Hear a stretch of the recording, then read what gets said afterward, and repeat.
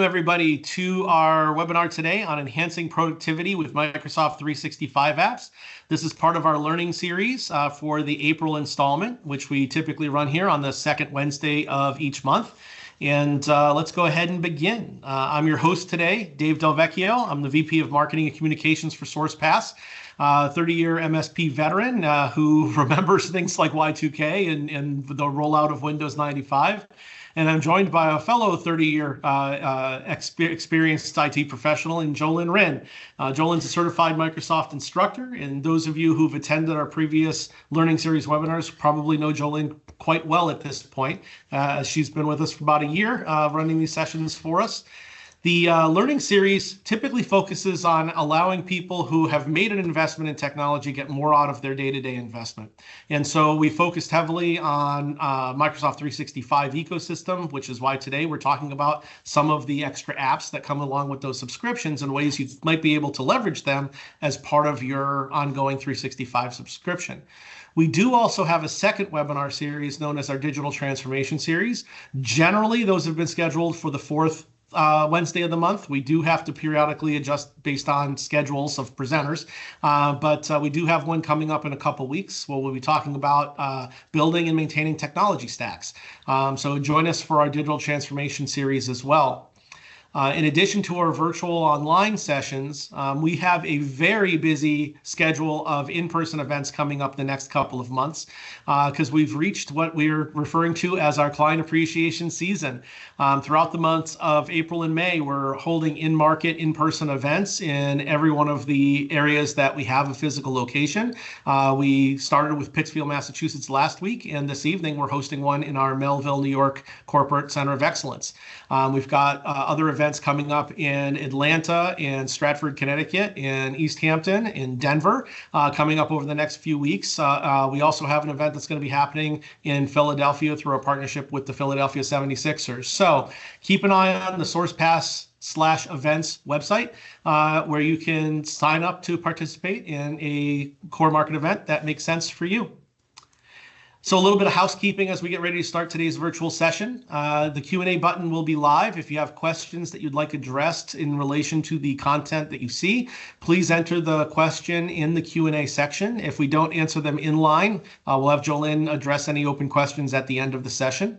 And you will, at the completion of the session, receive a follow-up email with a survey. And we'd like to ask for your feedback on both today's session as well as maybe potential topics you'd like to have us present on in the future.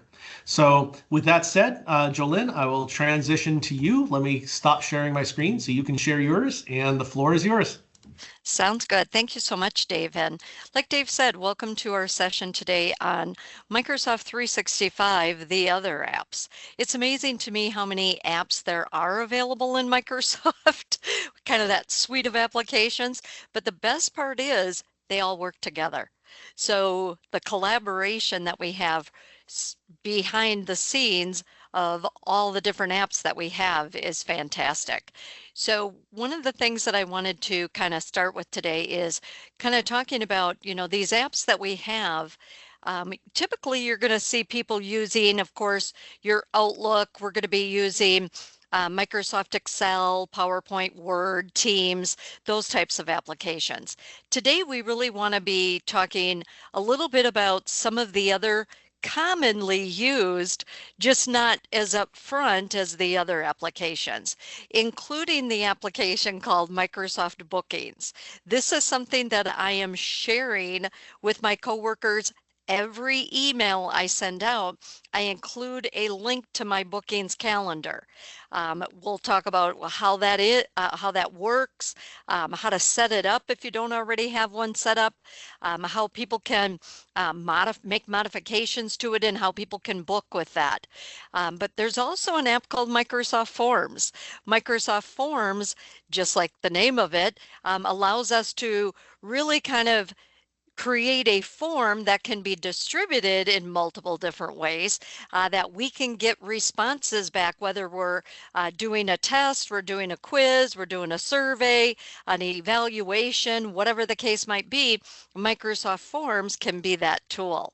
I just recently was helping an HR department develop one to update the information for emergency contacts for their organization. And that was super slick, because you'll see in a minute that we can actually have that information exported to an Excel spreadsheet, and they just uploaded it directly into their ERP system. So just kind of thinking about taking advantage of, like Dave said, tools that you already have, but you may not really understand how important and how easy they really can be to use. Another one today is going to be Microsoft Stream. Microsoft Stream to me has become a very important feature of using Microsoft Teams meetings, but I actually use it beyond that as well. So we'll get into a little bit of that. There's a few other apps that we'll get to here in just a minute, but I really do want to start by talking about Microsoft Bookings. So I'm just going to go into my Microsoft account online, and we can access every one of the apps we're going to cover today by just logging into your account. Now, I personally have a shortcut, a favorite, bookmark at the top of my browser, so that I can quickly and easily get into my Microsoft account anytime I need it. But we can access these apps that we're referring to today from a lot of other places. Microsoft Bookings can actually be accessed in Outlook. So just to show you here real quick, because I do this on a daily basis, is if I'm in Outlook and I'm reading my email, but I need to do something in Bookings, I have a shortcut for Bookings on my left-hand side. My sidebar, my navigation, allows me to have quick, easy access to Bookings. I added it. It's not something that was here by default. I did add it by simply going to my apps icon on the left-hand side, and I use it directly from there. But I can also use it directly from Microsoft Teams. So if you're a Teams user like I am, this is a great way to have quick, easy access to these additional applications as well. On my left-hand side, my sidebar again, I have my shortcut for Bookings. All I did was go to View More Apps, clicked Bookings, and then I pinned it to the left, so I have quick, easy access to it. No matter how you're opening the application, it's going to look and feel the same, no matter which way you open it. But back here in my Microsoft account online, if I just go to my apps launcher, my icon at the top left, this is going to show you every app that you personally have available.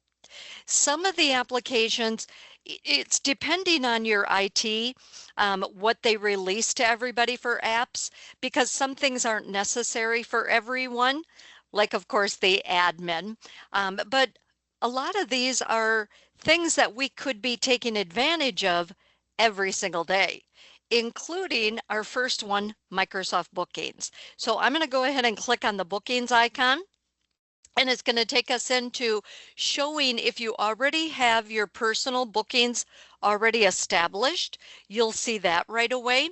Otherwise, we can actually create other bookings. Now, what exactly am I talking about when it comes to this bookings? Well, this is a way that we can actually go into, sorry, I had opened up bookings from, I'm in a different account there. Let me go back and open up bookings for my account. Usually it prompts me to which account I want to open because I have different Microsoft accounts.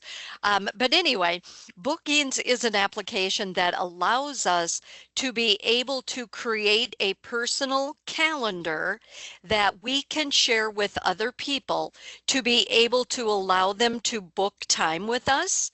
And we can give it to them as a link. We can have it available on our web page, on our SharePoint page. We can have it, I personally have it as part of my signature at the bottom of my email. But what exactly does this allow you to do then? So let's say that I'm in the HR department And we want to have a bookings page for everybody in HR. We can set up a bookings calendar just for the HR department, and this can actually be different than my personal bookings page. My personal bookings page, which you see at going across the top here, that is actually referring to my personal bookings page. But we can create another page that would be related, and page means calendar. It would be a shared booking page that could be for the entire HR department. So if somebody needs to schedule time to talk to somebody in HR about changing their W-2, their benefits, we can have it set up so that they go to an appointment link for a 30-minute consultation about their benefits. And it could possibly be related to even specific benefits. It could be 2 or 3 people that they can schedule time with, depending on, of course, how many people you have in that benefits department of HR. So there's a lot of different ways that this can be used, but getting started by setting up your own is usually recommended, because then this way you're going to get a better idea as to how to build them and how you can take advantage of them. So what you're seeing on mine right now is I just have 2 different types of meetings that people can book with me through the link. They can book a 30-minute meeting or a 15-minute meeting, and we can set up buffer times in between, because by the way, your personal bookings is directly connected to your Outlook calendar.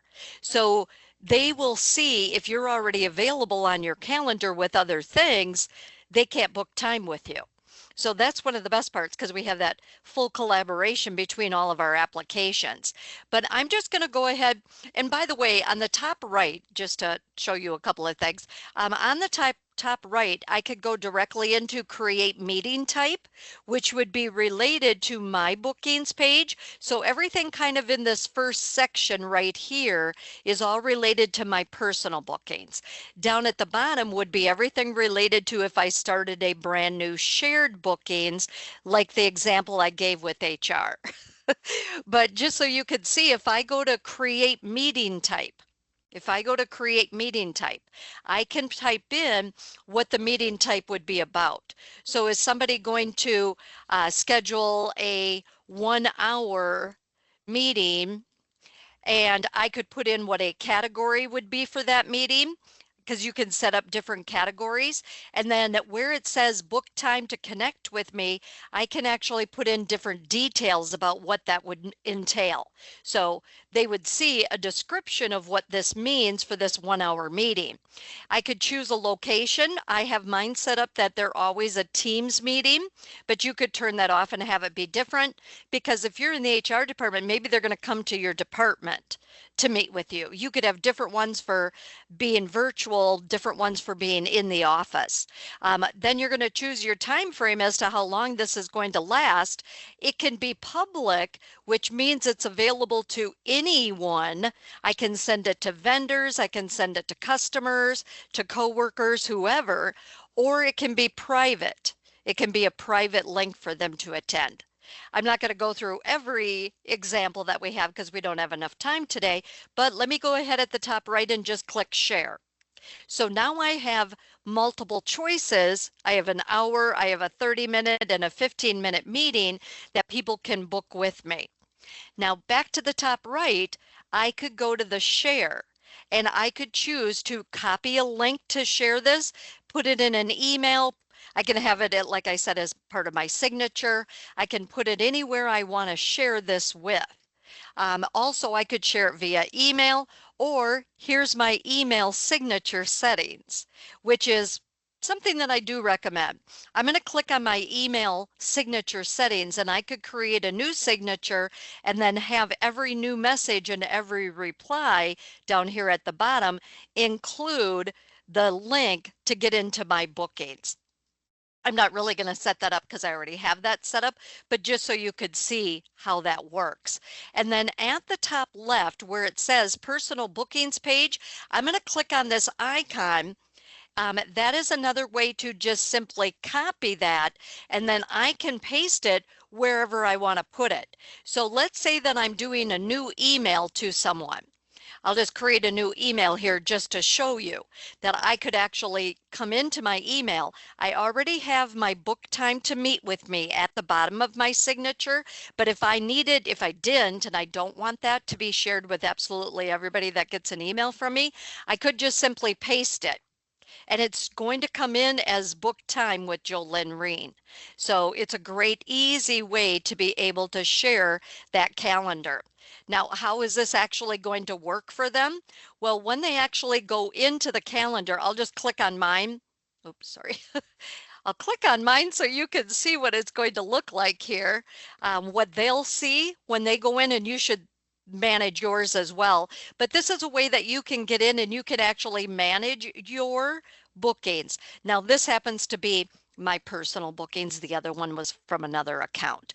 But just so you can see at the top, I can edit my image that goes behind my profile if I wanted to. But what people are going to see is they can choose from any of these time frames, whether it's a half-hour consulting, 30-minute meeting, etc., half-day training, and they're going to see down below the available times. So if they click on a specific day, they're going to see over on the right-hand side, based on whichever increment of time they're trying to book with me, they will see the available times that they could choose. So if I pick one of these, and by the way, you need to block out time. So on your Outlook calendar, if you break for lunch at a certain time, make sure that that's on your calendar. Otherwise, people can book all through your availability day, just so you're aware. But it is based on your Outlook calendar, so make sure your Outlook calendar settings are correct.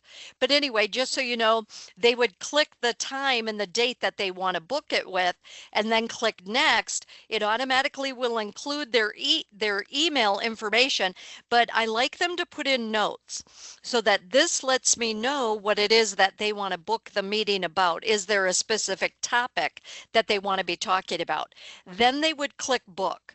You would then receive an email message letting you know that somebody has booked that time with you, and it is automatically added to your Outlook calendar, which of course then that time is blocked and other people would not be able to schedule that bookings time with you.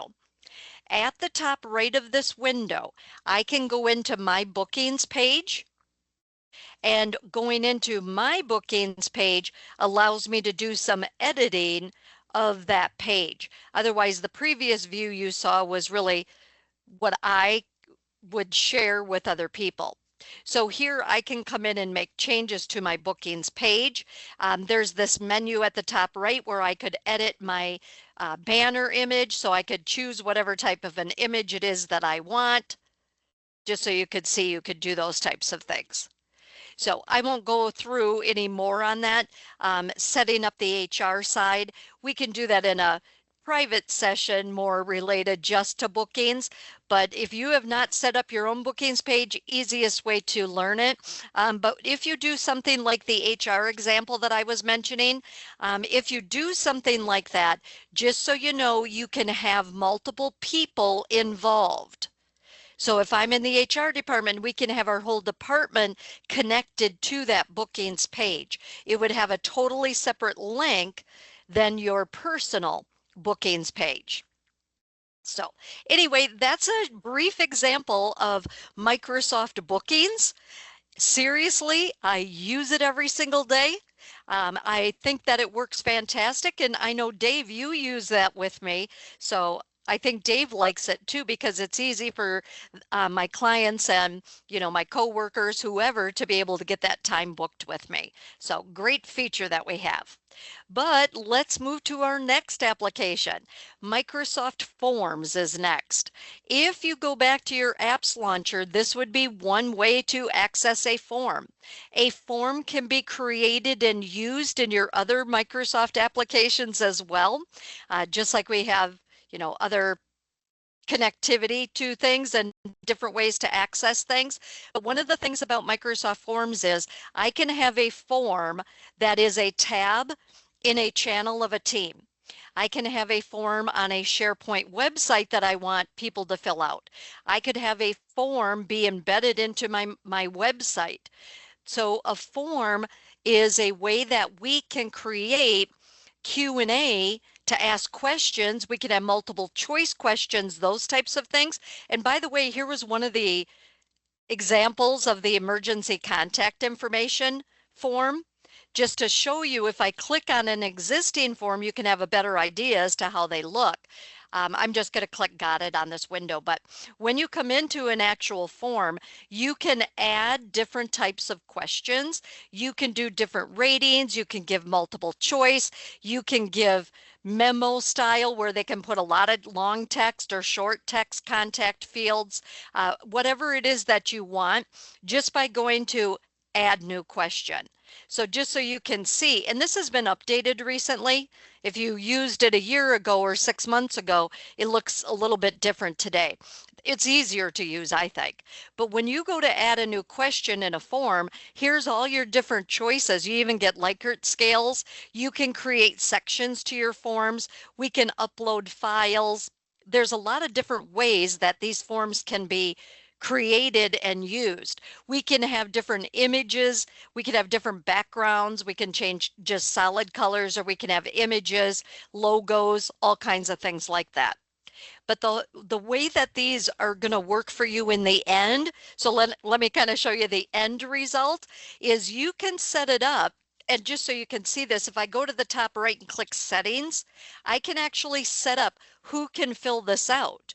So if somebody shares a link to the form, is it okay for them to fill it out too? Otherwise, we can say just specific people. It's private. We only want certain people to be able to fill it out. But we can choose, when do we want to get the responses? Do we want to have an email telling us that we received a response? Otherwise, it's your responsibility to go back into the form, and at the top right, you can view your responses. So if you go into an existing form, and I'll show you the main menu again here in a second, but when you go into an existing form, you have the ability of being able to view the responses you get by just clicking view responses. So I can see I have 4. It gives you a dashboard look of all of the responses. So based on the different questions that were answered, it's giving you really kind of a scale of what's happening through each one of the questions. But I can also open it in an Excel spreadsheet and see it as columns and rows of the responses. So I'm going to say view the responses in Excel. I'm going to click continue just so you can see this end result of what happens with your forms. You can then do your analysis, get your averages and do everything that you need to do based on all of the results. Now, of course, these are just me responding to these because I can't share personal confidential information, but I got to tell you, I love this application. And it's free. It's part of your Microsoft 365. This is a tool you already have. But how do you create these? How do you decide which type of form to do? Well, when you are back on the main menu, when you first open up forms, you're going to see your recent forms, where I can see on the bottom how many responses I have received from these forms. So I know right away how many responses I have. But how do you create a new one? I could go to the top left, click new form, and there are templates you can use. You can start from scratch, or you can use a template. This is I can draft it in Copilot to say, this is the type of form I want. I'm going to be doing a evaluation on their manager, blah, blah, blah, whatever. We can just type that into Copilot and Copilot can help us, or we can just create it ourselves. On the left-hand side, I can click templates. This is going to show you different categories at the top: research, request, registration, and then it's showing you underneath the different templates that are available.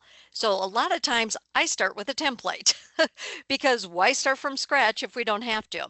So let's say I want to send out a customer satisfaction survey. I could choose that template to use instead of starting from scratch. So now it automatically opened up that template option, and I could go in and change the questions that are being asked or keep them, change anything, but this is set up in sections. So you're seeing that it says section 1, and each section can be, you don't have to have sections, but if you're going to have questions that are related to each other, you put them in a section together. Easy way to analyze them and easier for the people to fill them out, that kind of a thing. But as you can see, here's a Likert scale. Here's just yes, no, maybe. So we have a lot of different types of questions that can be used. When you are done building the form, how do you distribute it? You can distribute it multiple ways. And by the way, it's got a preview, so you can preview how it's going to look if they're on a computer or if they're on a mobile device. This is how it's going to look for them. They click the start now and it will automatically start it. But I'm going to click the back button here. And I know I'm going a little fast, but we have a lot of applications to talk about today, so I'm just giving you a general overview. But at the top right, if you go to the menu, this is going to be giving you collaboration and duplication options, get a pre-filled URL, languages. We can print the form. So if you needed it to be printed, because you have some people that don't have access to a computer during work to do this, we could print it. But lots of different choices when it comes to working with this. We could go to present as well. But I'm going to go back into this menu and I'm going to say collaborate or duplicate. And I could actually share a link to collaborate, or I could duplicate, get a link to duplicate this. Lots of different ways that we could share this, but I'm just going to copy a link to this to share it as a template. I could give it to a coworker. They could use this as a basis for another template, or I could share the link and collaborate and view the results. This is what you would share with your who's ever going to fill it out. So if I just copy that, I can then go create an email. I could put it on our SharePoint site or wherever I want it to go. And by the way, you can have an existing form be added to your SharePoint site or to a team site, depending on, of course, where you want someone to be able to access that form. Then start collecting the responses.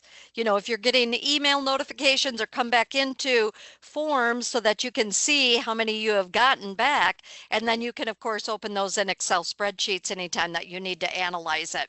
So anyway, to me, this is an application that isn't really one of those I don't really use. I actually used it twice this morning. I sent out 2 different surveys this morning. So it's something that I definitely use on a regular basis. So this is going to be your Microsoft Forms, just so you're aware of this other application that is kind of a forgotten tool that we have available in Microsoft 365. But let's get to our next one, because like I said, we have so many different options. Now, you may or may not be familiar with Microsoft Stream. If you are a Teams meeting user, so let's say that I'm in Teams and I go to a previous meeting, I go to my calendar, go to a previous meeting that I had, and I want to see the actual information related. I want to do a recap of that meeting. We can do that at any time. So if we have a recording of a meeting, we can always go back to those previous meetings and we can go back to those recordings, just so you're aware that we could do that. So let me get back to a meeting here. I'm looking for a specific one here. Oops, I kind of lost which one I was going to be going into here. I was thinking I had one right here readily available to use. Sorry about that. But let me just get back into any one of these, just so you could see how this could work. So if I go to an email, or I go to an appointment that I had, a meeting that I had with somebody else, we can actually get into recaps of these meetings. I should have actually switched to the account that I had that set up for. Sorry about that. That is totally my fault here. But let me get into this one. Oh, I don't think we recorded that one either. I was looking for the one that I had recorded that I was going to show you here today. But anyway, just so you know, we could go back to a meeting and do a recap of a meeting that was recorded, and we would be able to get into Microsoft Stream directly that way. I'll forget about these on this calendar for right now in Teams, but let me show you it directly through Stream. That'll make it a little bit easier to understand. So if I'm in my Microsoft account or I have a shortcut to Stream, I can go to my apps launcher and I can open Microsoft Stream, which is a video program that has a lot more to it than just using it through Microsoft Teams and having a recap of your recordings of your meetings. Or if you record a phone call, that would be part of Microsoft Stream as well. So what this is showing you is previous recordings that I had, and one of these is the one I was looking for in my calendar, I apologize. But anyway, just so you could see, these are previous recordings that I have done, whether they were done through Teams or these are videos that I have on my computer. I can access any of those directly through Stream. Now, what benefit would that give me?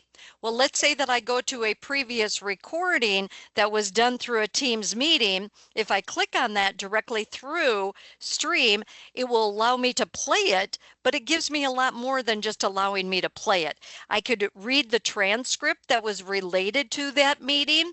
I can get back into recapping. When I use Copilot, I can recap the meeting. I have access to all of those tools directly through Microsoft Stream. Great choice to be using, but this program has a lot more to it than you may realize. So if you had 10 minutes before the meeting started of silence, you could come in here and trim that part of the video out. You could have it fade in, you could have it fade out at the end. We have a lot of different tools that we can use on the menu on the right-hand side with an existing meeting. So what I kind of mean by that is if you go to the right-hand side to this menu, there's a trim icon, and that will allow you, and I'm just going to click not now, that will allow you to trim out part of your video. So when you're playing it, if you see areas where you need to cut that out, like there's always sometimes that dead space or you don't want the beginning of it to be part of it, we can always remove that from the actual video. Stream lets us do that. So it's a video editing program as well. On the right-hand side, I could add in chapters. I could go into the transcript. I have interactivity. We could go into notes. So we can put in notes about this video. A lot of different video settings are available as well. So you can open up the whole video settings for this as well. But this is just a very quick overview of what exactly it is if you go into a previous meeting that you had recorded through programs like Microsoft Teams. But let me jump back to Stream because you may not realize how powerful this program actually is. This program can be used for any type of a video. So if I did a video on my camera and I have it uploaded to my computer, I can be using it Stream for that as well. It's just not through Teams. And if you notice the menu at the top, you can actually create video. So let's say that I have a combination of a few different things that I want to pull together. I had part of a training, but I also have a recording, a video recording of a new commercial that our company just created.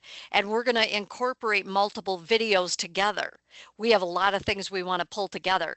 We can actually upload other videos to combine things together.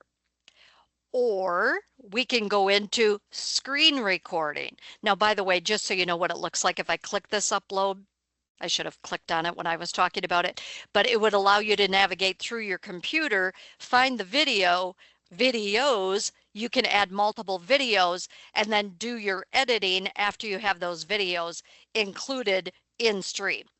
But otherwise, the screen recording is great. So let's say that you implemented a new module in your accounting system and you want to be able to have that screen and show the changes.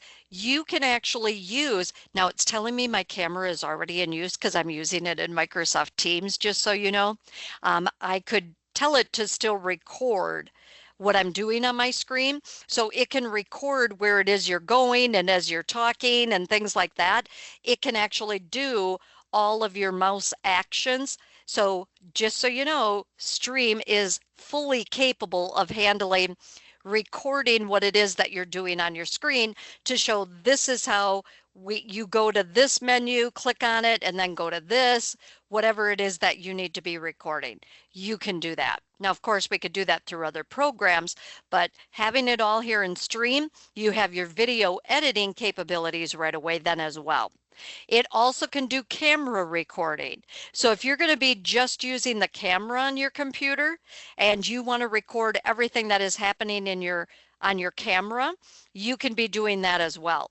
Because what if you are implementing a new stretching program for your coworkers? You're in the HR department and everybody needs to get up every 30 minutes and, do some hand exercises, whatever. You could actually be having someone do that right on a camera and have that being recorded through Microsoft Stream and have that editing capabilities. The editing capabilities are actually pretty fantastic. It allows you to add in things. So if you want to add in titles and, subtitles, things like that, you could do all of that. But it also has a video project. I'm going to click on this video project one just so you can see what this includes.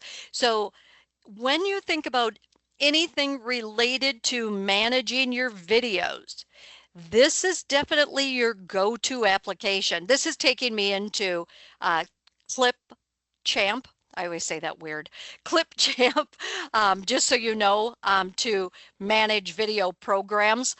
So I won't keep that. It's slow to open right now, but just think about this application as being, you don't have to go buy something else to edit, record, work through Microsoft Teams recording, Zoom recordings, whatever your case would be. This application can do more than you'll ever expect. I have companies that never even knew Stream was available as part of their 365 programs. So they purchased an expensive video editing program that was a lot more than they really ever needed. They really just wanted to be able to do some, minor editing, do some trimming of, recorded videos, combine things that they recorded from PowerPoint, etc., and bring these all together into a video. They didn't need a high-end, expensive program to do that. Microsoft Stream can do all of that for them. So anyway, just so you could see, I have all these other videos, so it doesn't matter that it's coming from Teams or it's coming from Zoom. It can be any type of a video it is that you do. So if you just did some remodeling in your warehouse and somebody went in with their camera and recorded it, and we want to have that available, put it in, open it in Stream, make your editing, and then have it be available however you're going to be distributing it. So Microsoft Stream is definitely a recommended application of your 365 programs. But we have a couple of more in our last few minutes of our session here today. Microsoft has a lot of applications. And like we have mentioned, some of these applications really aren't being fully taken advantage of. There are some things that are happening in the background that they work together, that some of these we don't have to worry about setting up the capability of using them. They are readily there. One of the applications that I personally don't take as much advantage of as I should is called Microsoft Viva. Viva is one of the applications that is related to employee experience. Each individual person can have access to their own Viva. You'll see a dashboard, kind of a look, kind of a thing. But this is an application that is very employee related within your organization and your communities within your organization, where we can have quick, easy access to news. We can have quick, easy access to wellness information, to learning information, to all these things that could be very easy for you to get to instead of jumping through hoops and having to go to separate apps. Viva has inside applications to it that connect with all your other 365. You'll be surprised at what you're going to be able to use through this app called Viva. Now, there is some configuration that should be done to pieces of Viva. Viva is kind of the main application, and there's like little subsets to it, which I'll show you those subsets to it. But they work together with your other 365 applications. So it's looking at your account information in the background, and it knows how often you are doing things. It keeps track of that, but it allows you to also, because Microsoft right now is really big into focus time. We do too much multitasking. We don't always set aside focus time to focus on high level tasks that need to be taken care of, or focus on you taking a break. Sometimes during the day, I work 10 hours and I don't even stop to, use the restroom or get a drink or anything. Sometimes our days get so busy.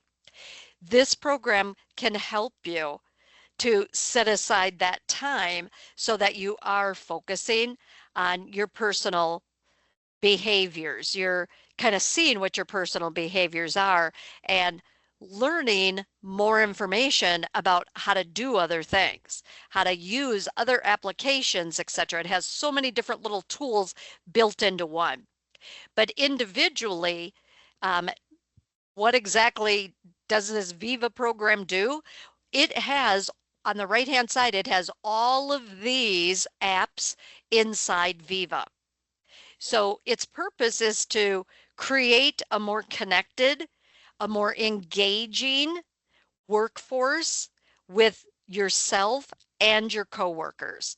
We can have direct connectivity through Viva with our coworkers, but also see insight on yourself and have access to learning. Goals is actually going away, but we have learning. We have different connections that we can be doing. We can have, there's a section called engagement. So there's a lot of different components of this Viva. The main ones that we're really going to talk about today is Viva Connections, connect employees with tools, news, resources through a customizable app. We have Viva Insights, which, as you can see, it provides data-driven insights and recommendations to improve productivity and employee well-being. Also, Viva Learning integrates learning content from various sources into your workflow, making it easier for the employees of your company to access and engage. We also have Viva Engage, enhances communication and community building within the organization on different platforms like an open communication, virtual events, being able to share knowledge. It has all these individual components to it. So let's take a look at how this Viva works. If you go to your Microsoft account, go to your apps launcher, you can open Viva directly through here. You can open individual apps as well, like the Engage, etc., but I'm going to go straight into Viva. And by the way, having a shortcut to this is a great idea. It is integrated in some of your applications, but having shortcuts to your menus is a good idea so you have quick, easy access to it. Once you get comfortable with how it works and what its benefits are, especially as an organization. So anyway, when you come in, first it's going to give you a couple of links up at the top, or you can just scroll down to view that information as well. But you can see it's giving you direct information about Viva by going to any one of these links that it has across the top. But if I scroll down, it will give you information about employee experiences that you could be using through Viva. It also has connect and learn more with Viva. So you could get guidance, so you could go in and learn more about how those tools could be used. So this main menu can technically be customized as well. But let me dive into some of the components of Viva on the left-hand side. I'm going to start in connections.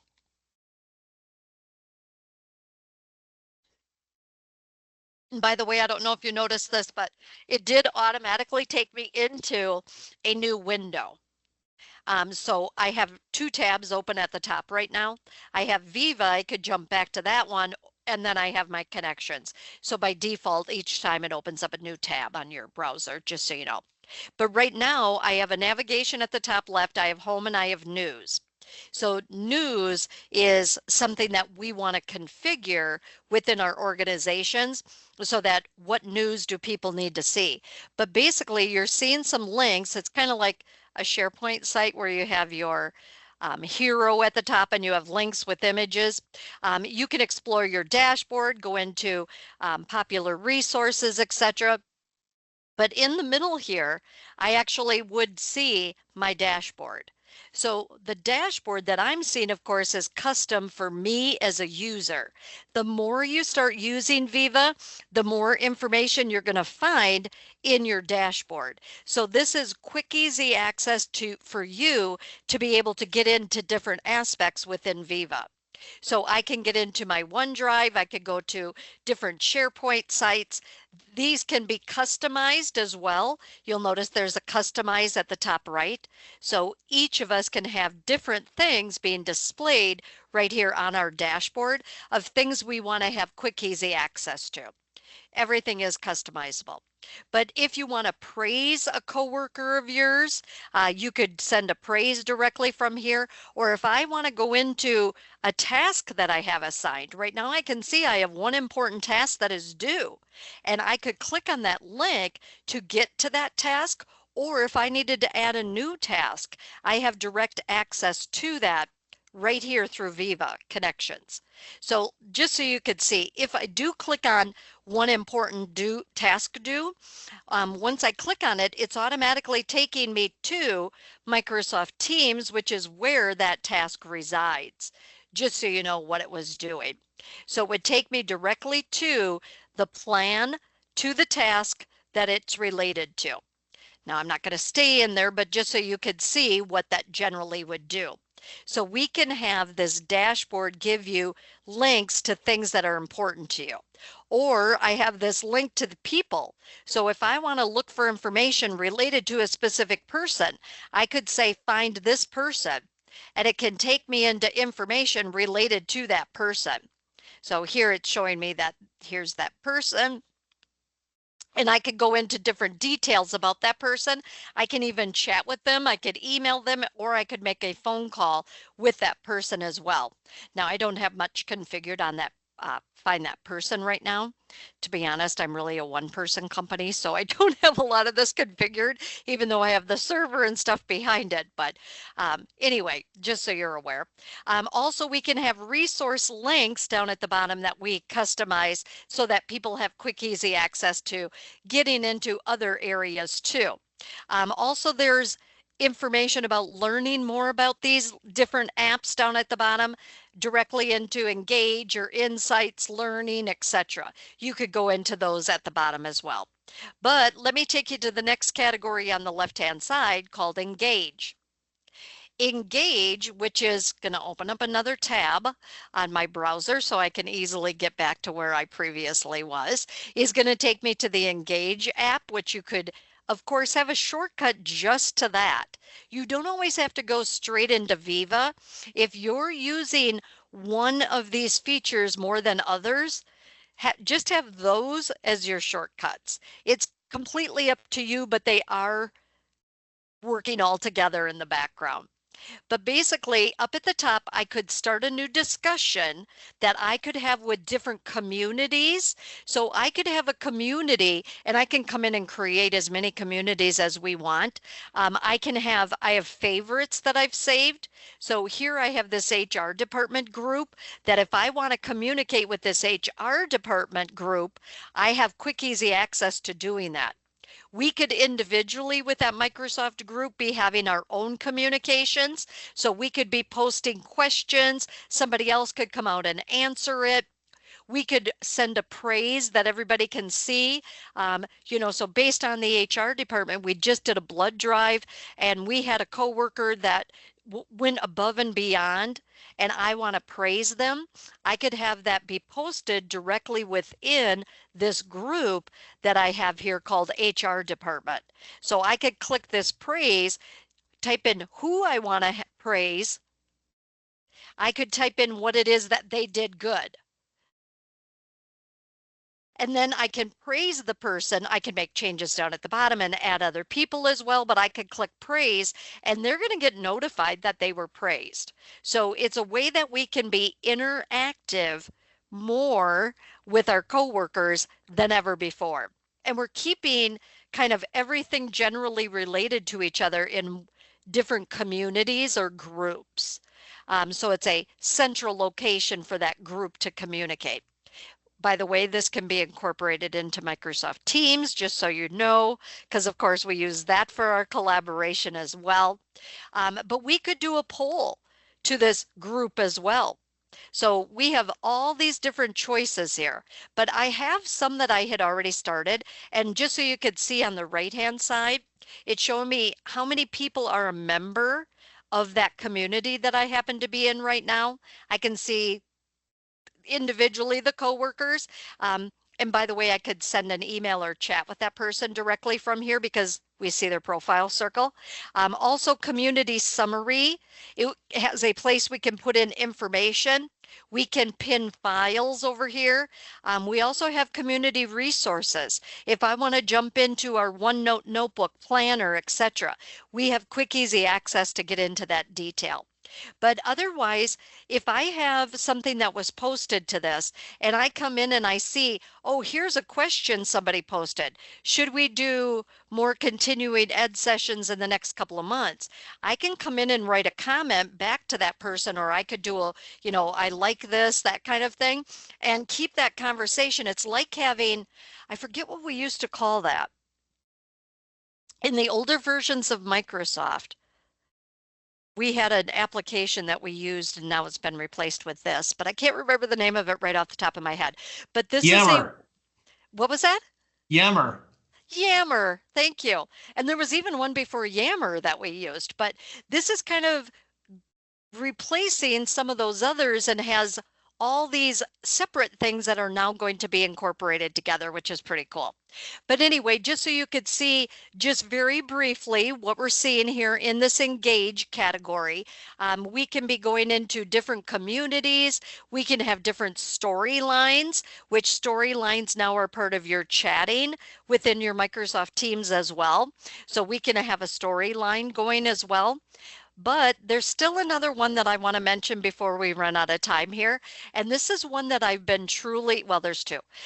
There's two more. So let me get to Insights. This is something that I have been using more and more lately because I really want to start, my goal this year was to start focusing on setting aside time and not really having all these interruptions and stuff, which are big time wasters throughout our days. If I come into Insights, this is going to give you different tabs going across the top to get into different categories. But this is what's recommended for me. I could send a praise to a colleague. I could go in and see all praises. So once again, these are all connected to each other. But on the right-hand side of that, I have start a daily focus plan. So if I want to set aside 20 minutes a day or 20 minutes every other day, whatever your case would be, that you're going to focus on doing specific tasks during that time, you could actually set it up as a plan and it's going to be linked to your Microsoft calendar and it's linked to your other focus areas that are built into your Microsoft as well. It's part of your I forget the name of it right off the top of my head, but it's part of your 365 where you're not being disturbed during that time period. We can also disconnect with quiet time. We have setting up virtual commute reminders because if you're going to be commuting to different places, you can book focus time here as well. All of these can be modified. These are kind of like your widgets.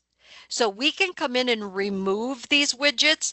We can add new ones in. So these little tiles that you're seeing are customizable to what you want to have direct connections with. But let me take you into a couple of things here. First, the well-being at the top. Well-being can give you interaction options, reflections with emojis. It can give you insights to what learning capabilities you could be doing too for well-being. But there's a productivity category, which this is one of my areas that I spend a lot of time on because recommended for you how your meetings succeeded or how your meetings can improve. This is information that you can go in and read. But I like this meeting habits. This meeting habits is you organized 11 meetings and were invited to 24 meetings in the last 4 weeks. So it was analyzing my appointments, my events going on. And you can see it's got ratings on, you didn't multitask. So I was at 89% of not multitasking. RSVP to invites, I'm 100% at that. Ended on time, I'm 100% at. So these are things that we can look at based on our past meetings to see how is it that we're doing things. So this comes out and analyzes different areas of your other 365 apps, along with this teamwork.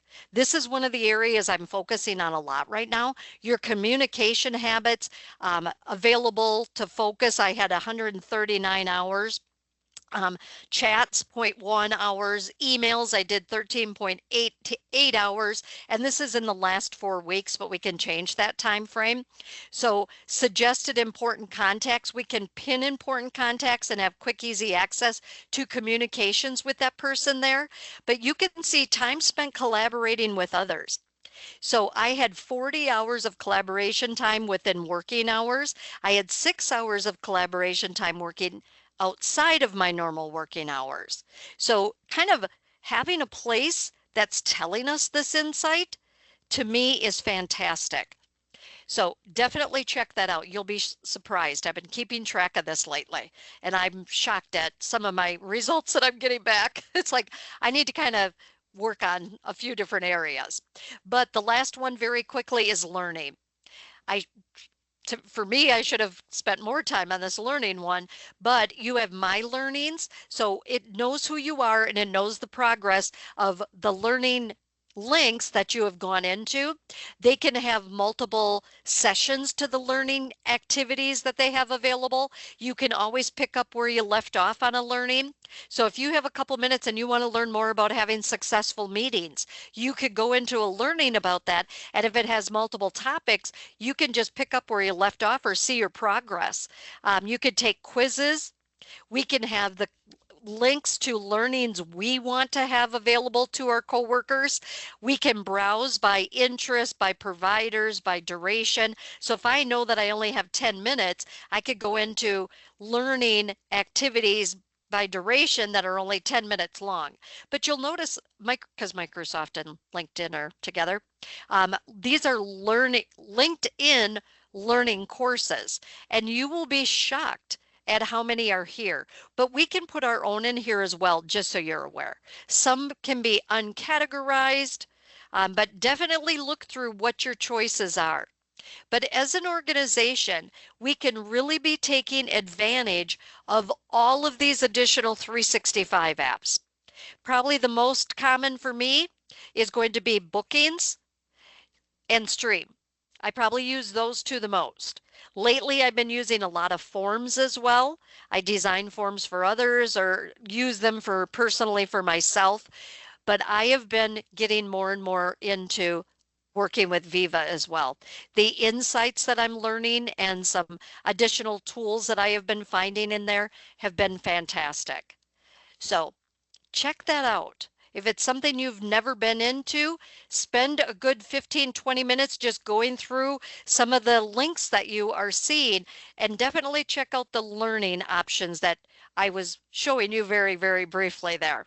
But Dave, I'll send it back to you because I know we're out of time already.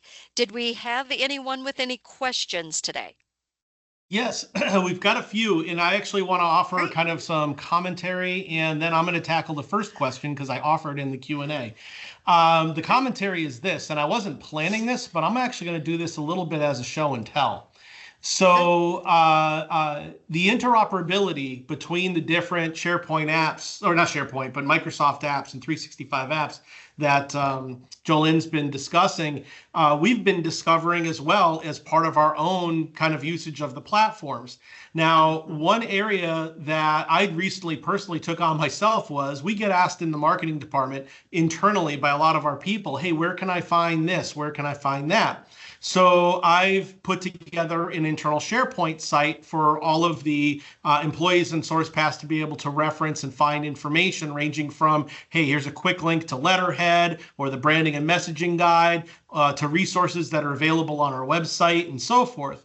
One of the things we publish is actually a marketing update. Our team produces it. Courtney did this month's, and we created it as a PDF, which we used to just email out to like the sales and account management teams to say, hey, here's all the great stuff we did. Well, rather than that, we now publish that as part of a news post on the SharePoint site. The benefit of this is as this loads, it actually ingests it and presents it as a PDF, which means if you view it through the viewer, you don't have to open it separately. All of the hyperlinks are still active. So it creates a more interactive environment. But I just happened to discover this. If you look into connections that Jolene just demonstrated as part of Viva, and you click on the news section, hey, guess what?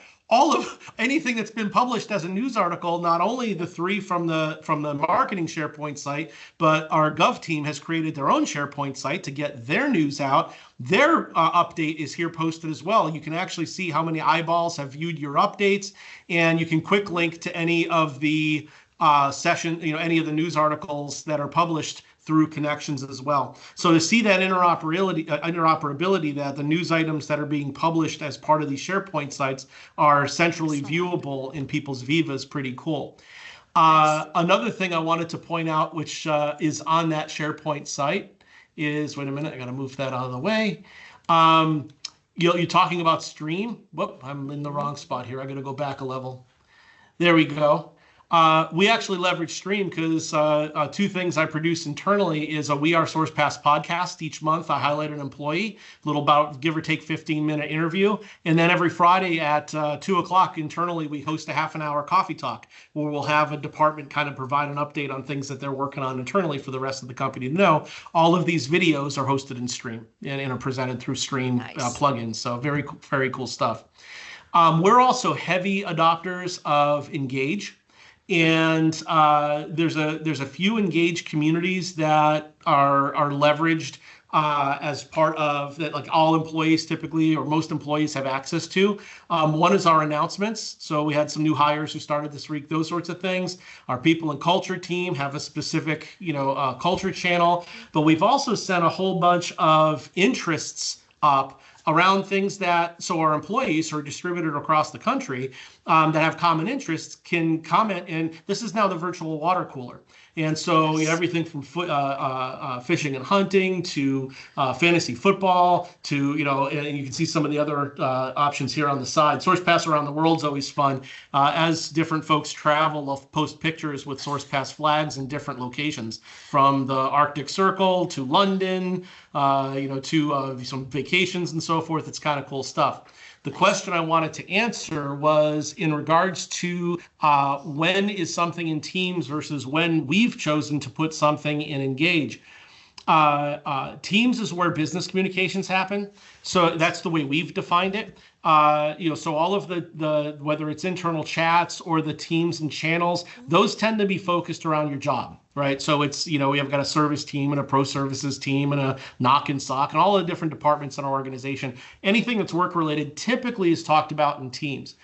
Viva Engage is the virtual break room. That's the way we've set it up so that if you're looking to talk about phishing, you're not going to do that in a Teams channel. You're going to do that in Engage.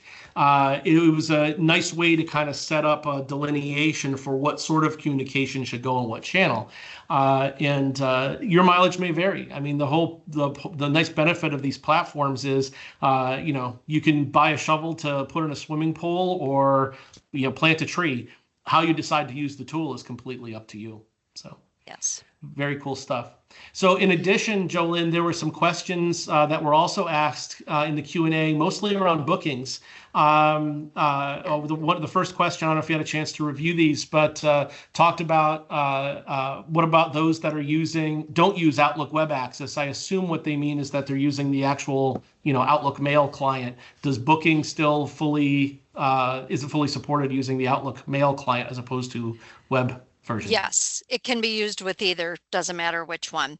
Also, if someone is not a Microsoft client, they can still click that link and fill that form out, and it still goes through its normal process. So they don't have to be a Microsoft client to use the form to fill it out. Very good. And can bookings accommodate multi-person meetings? Can it accommodate multi-person meetings? Bookings is more of a calendar for individual appointments. Is it possible to set up a booking on a group? So if you wanted to, have an ability to have a booking made where 3 participants would be automatically scheduled as part of that, is that possible? Yes, not on your personal, but on a regular bookings page, like the example of the HR. Yes, because we put the staff, we enter the staff in, and it can be multiple staff members where they choose the group of members, or they can choose an individual person. Yes. Okay, very good. One question that came up in the chat was was this going to be available online? The answer is absolutely. I posted the answer on our website. One of the pages you'll find is our video library. So give us about a week to do the production of this recording, and we'll get that posted online as well. But the entire catalog of these series that we've been running for about over a year now are available to be viewed on our website, both the learning series and the digital transformation series that we discussed. We also just wanted to remind you, if you hit our sourcepass.com events page, you can register for our future in-person or virtual sessions that are coming up. And if you ever have questions that you'd like to have answered, you can feel free to send an email to events@sourcepass.com. And both myself and Kat Irizarry, who's lurking in the background as our event producer, receive those emails, and we'd be happy to answer any questions for you. So with that, Jolynn, I think we'll call this session a wrap. Okay. And thank everybody for your time, and we'll see you next month. Thanks, everybody.